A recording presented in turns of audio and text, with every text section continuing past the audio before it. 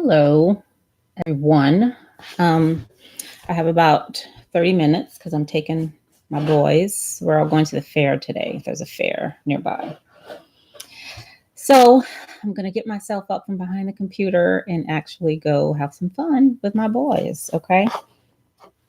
But before I go, so until I leave, I just wanted to chat a little bit with you all. Again, this is the Ypifany channel, okay, where I talk about everything learning, development, and evaluation and decolonizing the way we think and act regarding those various things. Okay. So when I first started doing my research, let me tell you right up front, this is what I discovered. There is a difference between an employee and other people in the organization. Okay. There are two different classes in the organization. Now, I found this out when I went to a risk management class and I looked at the financial report for my organization. What I noticed and what the instructor was talking about was that you have employees and the things that go to paying employees, and then you have other people who work for the organization, but they're not called employees. They're called assets. Okay. So you have employees and you have assets. And I was like, huh, that's interesting. Like, what's that about? Employees and assets. Okay. What's the difference? The difference is, as an employee, you really don't mean a whole bunch. Like, you don't. Like, just being totally honest and getting it out there, that there are a pool of employees that they can pull from. So if you're fired, if you leave, whatever, it's all good. Because guess what? You got 1,000 other people behind you ready to take your spot. And some of them for even less than you got paid for doing the work. Now, the assets, on the other hand, when you hear all of this tomfoolery about people getting caught doing something, but leave the organization with golden parachutes, all of this money and compensation and shares and all that stuff, after they've just done wrong to the whole organization, they're assets. And when an asset leaves an organization, companies have insurance to hire other, because it just costs so much to get them in there. Okay, now who are these assets? That's the decision makers, supposedly. That's the people up there screwing everything up. That's who the assets are. The ones up there screwing it all up. That's who they are. And then you have, the lower employees that you can just, whether you're with an at-will employer, where they can just be like, literally wake up one morning and be like, you know what? I don't like Cheryl. Or for whatever reason. Okay. But you're fired, and what can I do? Hang on to the door while they kicking me out? That's pretty much all I can do, but you got to go. So my boyfriend, recently experienced that, going into work and just being told, you know what, we got to let you go. And guess what? He had to leave. Like that. No warning, no nothing. Okay. Because employees can just go like that, And one thing I found, I did a presentation on mission statements for a group in my organization. And in doing that research to prepare for the presentation, I read about marketing and propaganda. No, that's not it. What I read about was mission statements. That's what led me there. I was reading about what is a mission statement. Why do organizations have mission statements? Why, when you're creating a business, they want you to do a mission statement? It's all a mission statement. Okay. From looking at mission statements, it led me to this one man. His name was Edward Bernays. I'd never heard of him before. Never heard of Edward Bernays. Edward Bernays was the nephew of Sigmund Freud. The very famous what was Sigmund Freud? Psychologist, psychiatrist, that a whole bunch of stuff is based on. His nephew. And he was called the father of, the father of public relations, because he knew how to do that marketing.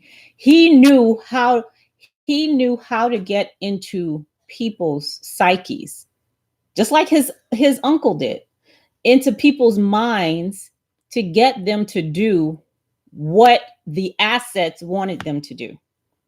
Like, it's a sign. Like, he absolutely understood that very well, which is why they called him the father of public relations. But he was also very much into propaganda, like all the stuff that was going on in Germany and all that stuff. You know, this was a very intelligent man, and he knew how to manipulate minds, which also led me to marketing, because that's what marketing is. Marketing is me getting you to somehow do what I want you to do, but using a really subtle means to do it. Just like I said in another video, when I said how if you hear one of Jiffy Peanut Butter's, slogans, choosy moms choose Jif. What is that about? They ain't telling me nothing about the peanut butter. Nothing. It's telling me if I'm a good mother, that's what I'm going to buy. That's what it's saying. That's how marketing works. Look at what, have you bought anything today or this week? Okay. And why did you buy it? Most likely, I know, thinking about the stuff I've recently bought, I didn't buy it because I needed it. Okay. Or even wanted it. If you really step back, you see you buy it because you believe that you need and want it. And why do you believe that? Because of marketing. Marketing is telling you, you ugly if you don't buy this makeup. Marketing is saying, if you don't suck your stomach in with this thing that I'm selling you, you ain't worth nothing. You know what I'm saying? Marketing is very subtle. I signed on to, my niece told me about this lady, Maria Forello. What the hell is her name? Maria Forello or Forleo. Maria Forleo or Mary Forleo, something like that. So I signed on to her stuff, right? I've been getting emails every day. And in the email, she's like, Cheryl, this thing has happened or whatever. And I know she ain't doing it, some kind of machine or something, but they speak to you like they know you. I'm like, girl, I don't know you. You know how telemarketers be calling, like, Cheryl, can I speak to Cheryl? Like, they know you. Okay. That's all part of marketing. Because you want the thing about it is, and I talked about this the other day. If I can get you to, and I tell my boyfriend this too. I said, you don't need money at all if you can get somebody's trust. If you have their trust, you can get anything. You can get anything from that person. Which is what money is, a symbol for trust. Okay? Money ain't worth nothing. It's the trust that's behind it. Money is just a symbol because you can't hold trust in your hand, right? So we need a symbol. We need something tangible, and that's what the money is. Okay?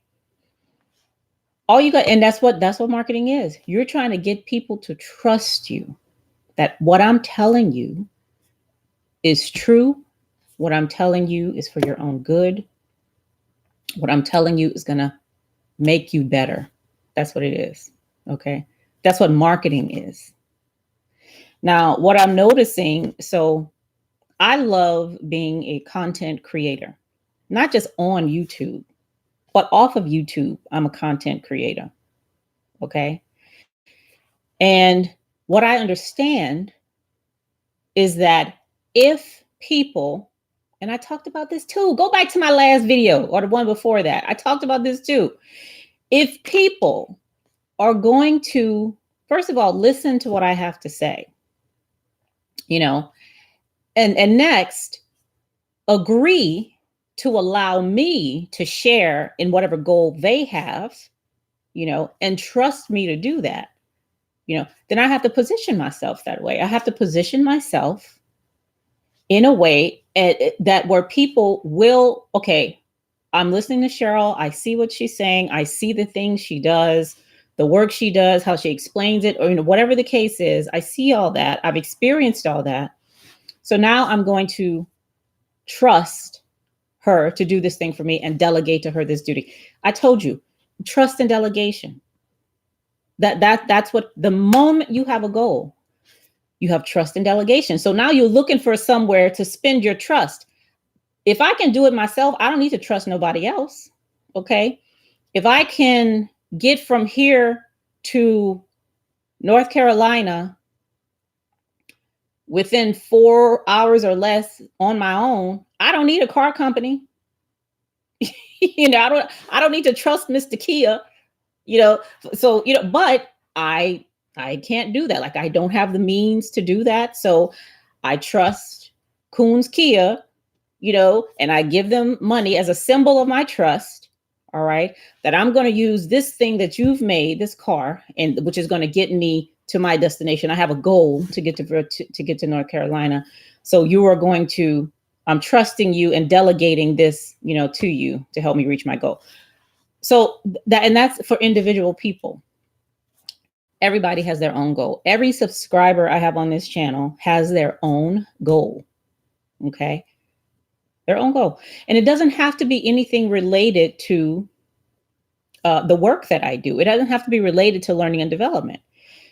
Maybe your goal. So I'm subscribed to some YouTube channels, right? Sometimes I get bored and my goal is to not be bored. So I go to YouTube and I look for some entertainment so that I'm not bored. Okay. And when I'm not giving them money, but I'm giving them my time, which, if you ask me, is the most valuable currency we have, is time. Okay. Because if you ain't got no time left, money ain't got no meaning at all. None. Nothing. Okay. So everybody has a different goal. Some of you on here, you may know me, and your goal is to just be supportive. I want to feel like I'm supporting somebody I know. So in order for me to reach that goal, I'm going to spend my time here, and have this person help me in reaching that goal. Okay. The goal may be very much internal. Okay. I want to feel like I'm a person who, I don't know, who supports small businesses, let's say. Like, that's my overall goal. So anywhere where I see a small business or someone trying to create, I'm there, right? Because me being there, me spending my time there is benefiting me in my perception of myself as somebody who is supportive, So people have different, y'all see where I'm going with this. They have different stuff, right? Different goals. So what I don't want to happen, because with that Maria Forleo stuff, sending me all them emails, using my first name and all this stuff, I don't like that. I get it though. I get it. Okay. People need coins. Marie, she probably got a big old house. She probably got a whole bunch of stuff where people are looking at her, for some dollars. Okay. And I'm sure she probably enjoys what she does. I don't know. I don't know that lady like that. Okay. But so I get it. I get what she does. I get why Choosy Moms Choose Jif. I get marketing firms. I get all that stuff. I really, really do. But with all of this stuff I talk about regarding learning, it's not just about learning. Like, I have different ideas about all kinds of things, including business, and including business, So let me get back to the mission statements real quick. A mission statement, what I found from Edward Bernays, and him doing that work, I found that mission statements are only there, or were created, to make businesses seem more human. Okay. Because a human can trust another human. Okay. So that's why they're there. You look at Amazon's mission statement, or Facebook's, or Google's, our mission is to connect the world, or whatever, An inanimate object can't do that, so it's just to make it seem more human. All right. And I get that too. I see. But a lot of there's a lot of tomfoolery that happens behind that mission statement, and there are many companies that are a testament to that. I don't know what Enron's mission statement was, but they were doing some illegal backwoods. I mean, all kinds of stuff they had no business doing behind that mission statement. They was doing that, right? So I don't have a mission statement for my business. I don't. I have a I certainly have a vision. I have a but that's not just for my business. That's for me as a person and everything I do. So everything I do, whether it's business or non-business, okay, it has to align with that very high level purpose. Okay. The people that I deal with, the stuff that I do for and with people, that has to align with it. You know, the way that I advertise, you know, the stuff I do on here, that has to align with it. The work I do on the side, like, because that's one of the main reasons I'm leaving the job that I'm leaving, because it doesn't align. And I can feel it when it doesn't align. Okay. Like I can literally feel it in my body, you know, when I'm frustrated, like I can feel it like right here in my chest. Do you know what I'm saying? So when stuff doesn't align, you know, I can't hang out like that. You know, I just can't do that. And what I'm not going to do is like these at will employees, the stuff that happens just all the time, you know, all the time, is that you just show up one day and it's like, you know what? We don't need you no more. You're a resource. You're an employee. You're a human resource. A human resource. Okay. Resources run out. They stop being valuable. They stop being needed. You know, we have a whole pool of resources, a whole pool. Okay. A whole pool. So get rid of you, bring somebody else in. Ain't nobody losing no sleep over. You think people losing sleep over that? I've had people, the organization that I worked in, people have been there for 40, 45, sometimes 50 years. 50 years on a job. Now I was on my job for 17, okay? I can't tell you the stories, 17 years of people who had worked there for 30, 40, 50 years, retired 2 weeks later. One guy was 1 week dead. He had died. I'm like, mm-mm. I mean, I don't know. I don't know. I heard so many stories like this, and that's just in my organization, y'all. I mean, I can't see myself doing that. And to hear how, when I first, like last year, when I first planned to leave the job, I got so many emails. I'm telling you, so many emails, people asking me, how are you able to do that? Like how, you know, and then saying, you know, I really want to go, but I can't because, you know, I'm sick and I need the insurance. And I mean, just imprisoned on the job, imprisoned by a paycheck, just imprisoned. Whole life just gone because you got to pay bills.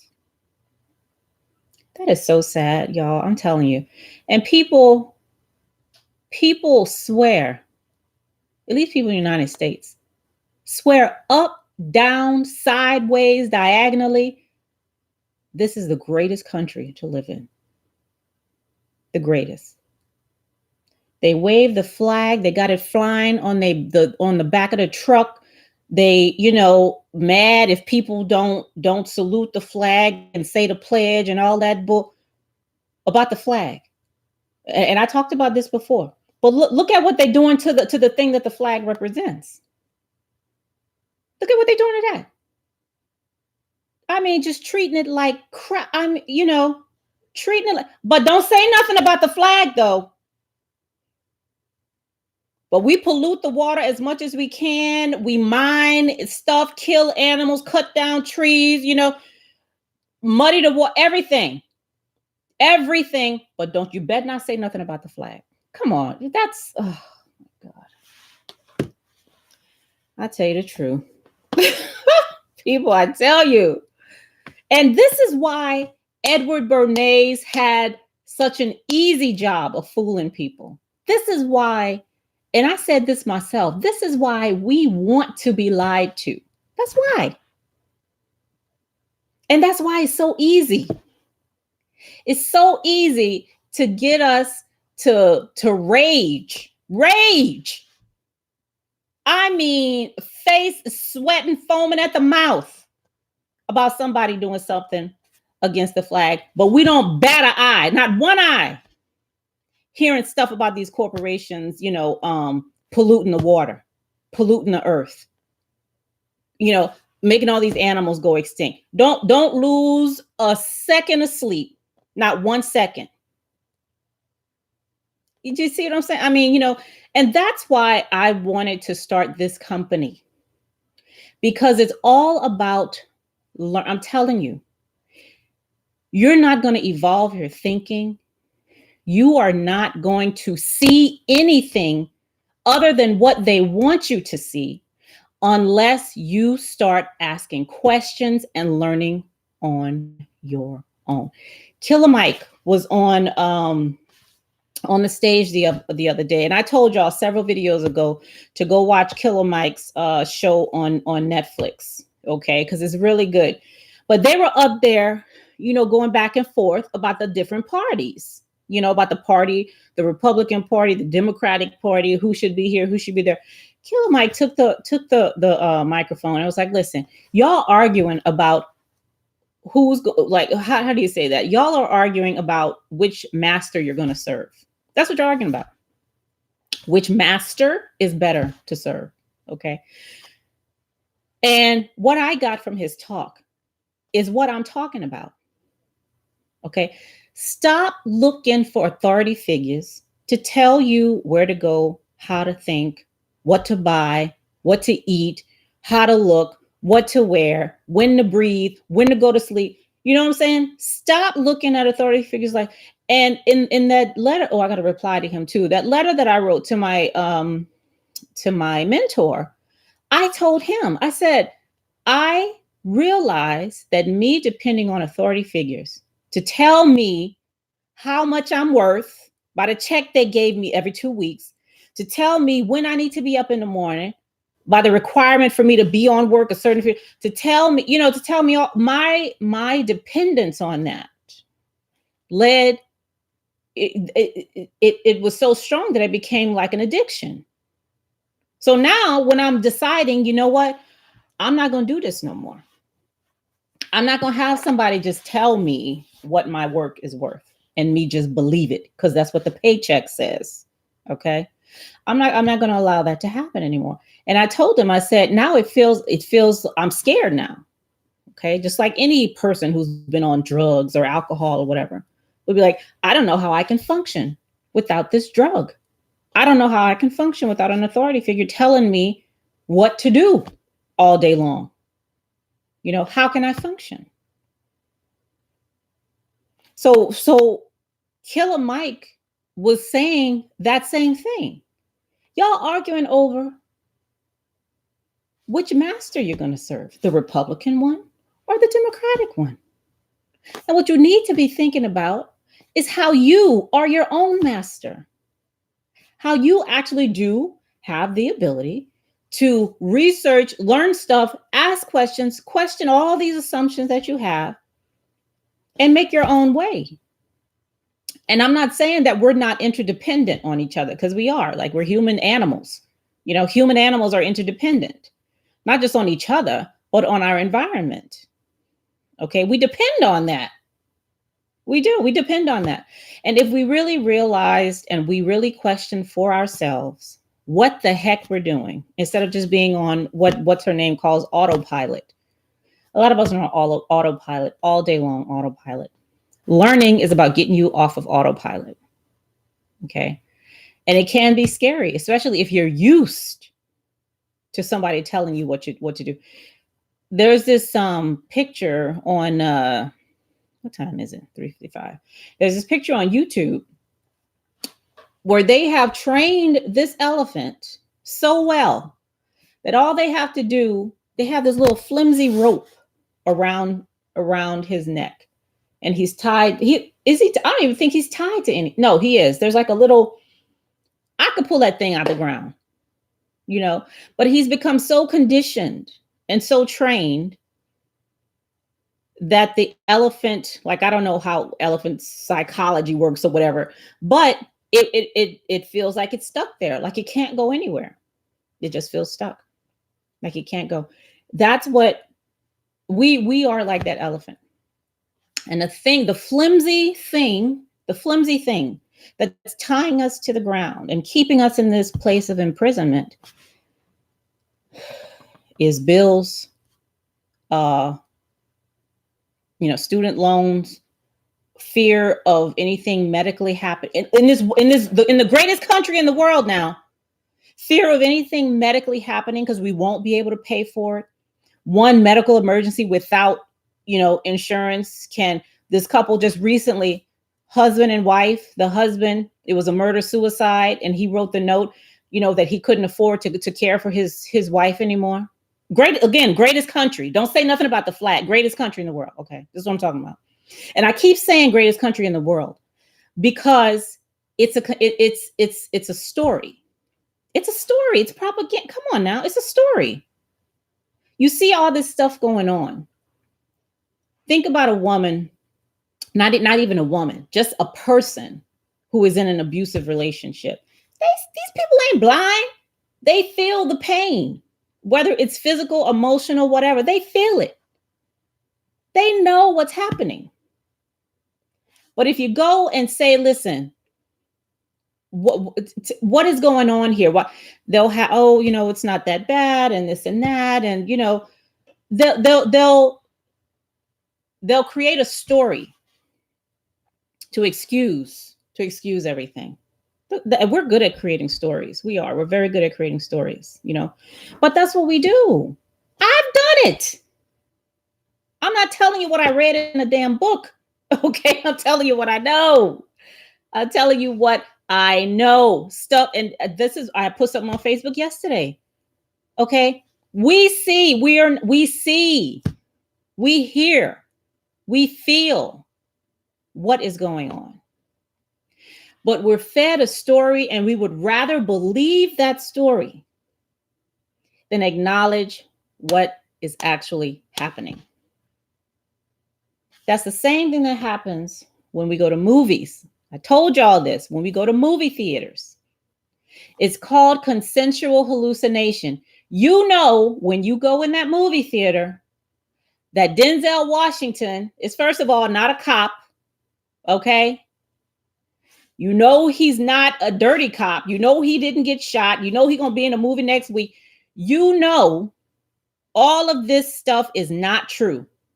So why do we go in a theater and we believe it? And how do you know we believe it? Because we get mad, because we cry, because we jump in our seats, we scared. Doggone well, ain't no dead body come up from a grave with a pumpkin on his head. Okay. But we jump up, and that's how I know you believe it. Okay, because you're responding to it as if I'm responding to it as if I believe this is actually true. That's called consensual hallucination. We are consensually hallucinating outside the movie theater. We're consensually hallucinating sitting at the table talking to our husbands. We're consensually hallucinating while we're at church listening to the minister. Okay? We're doing it all the time. We don't turn it off. We don't turn it off. And that's why Edward Bernays, okay, the father of public relations and propaganda, has had an easy job. That's why marketers have a very easy job convincing us that we're no good if we don't buy this brand of lipstick. Okay. Convincing us that we're worth nothing if we don't have this particular car. All right. That's why they're so good at that. Because we do all the work. They ain't got to do nothing. We do all the work by remaining, in some kind of dream state, acting like we don't see what the hell is going on. You know what I'm saying? How do you wake up from that? The first step is to start asking questions. Okay. That's exactly. Okay, I'll be right there. We have 3-4. Okay. Does Paul have his shoes on? Yeah. All right, I'll be right there. All right, I gotta wrap up. My babies say it's time to go to the fair. So you need to stop talking to this computer. All right, so that was my rant for the day. But it was a good rant. I think it was a good rant. What do you think, Daniel? You didn't hear most of it. Yeah, I didn't. See, but that's what I try to tell my boys too. And we're going to have a really good talk on the way to the fair because that's something that they need to get in their heads as well. But what I'm saying here is that, okay, I come on here, I do what I do, I say what I say because I believe it. Okay. I've seen it, I've done it, I've experienced it, and I just want to share it.